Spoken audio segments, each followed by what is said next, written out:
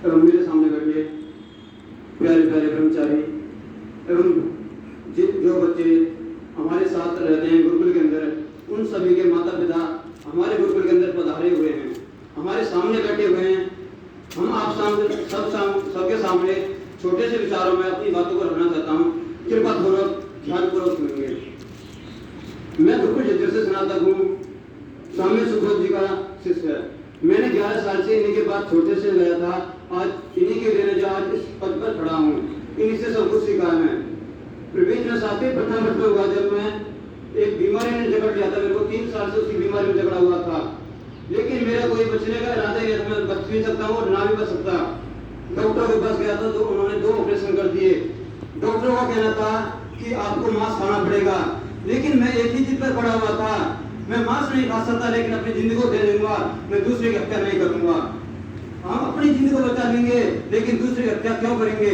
मैंने मांस नहीं खाया, हाथ तक नहीं लगाया, लेकिन डॉक्टरों ने कहा था आपको मांस खाना पड़ेगा, लेकिन मैंने डॉक्टरों को एक ही प्रश्न रखा, मैं मांस नहीं खाऊंगा, लेकिन मेरा शरीर चले जाए, लेकिन मांस तक हाथ नहीं लगाऊंगा मैं। उसके बाद जब मैं ऑपरेशन से घर आया, उसके बाद साहब स्वामी जी ने मेरा नंबर लिया किसी प्रकार से, तो स्वामी जी का अनुरोध है आपका स्वास्थ्य कहता है। जब बोला गुरु जी ठीक है, स्वास्थ्य मेरा ऑपरेशन हो चुके हैं तो ठीक है। तो उसके बाद जब शरीर ठीक हुआ तो यहाँ पर जलसा हुआ था, जलसे के अंदर मैं आया हुआ था, स्वामी जी से मिला।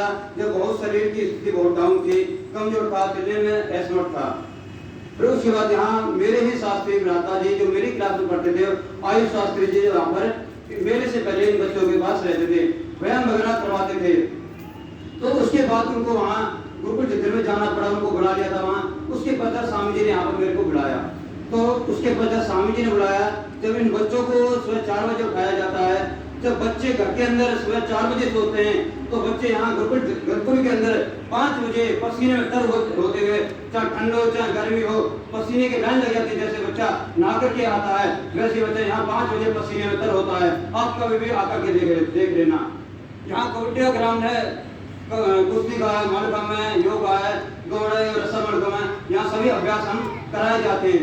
सुबह 4 बजे से शाम